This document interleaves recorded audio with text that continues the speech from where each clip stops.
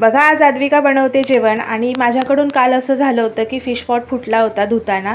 मग तोच आणायला आम्ही चाललो होतो आणि आद्विकाने कशी पिशवी घेतली बघा, भाजी आणायला चालली असं म्हणते.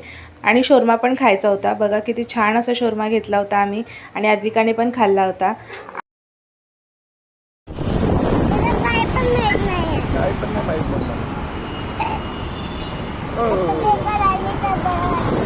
पोट भरल्यावरती किती छान वाटलं तिला. त्यानंतर फिश पॉट घ्यायला गेली. कुठलं पाहिजे आपल्याला?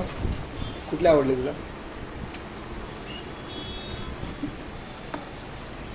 हे वाले जायचं घेऊन. हा मोठा पॉट फुटल्यानंतर ते फिश मी या भांड्यामध्ये ठेवले होते. त्यानंतर फिश पॉट घेऊन मी घरी आली आणि त्या फिशना या पॉटमध्ये टाकायची तयारी चालू झाली होती आणि त्यात आद्विकाचं पण चाललं होतं मध्ये मध्ये. फिश तुमच्या खाऊ का? हा मग तिला सांगितलं की तू फिश ना खाऊ टाक हां बघा.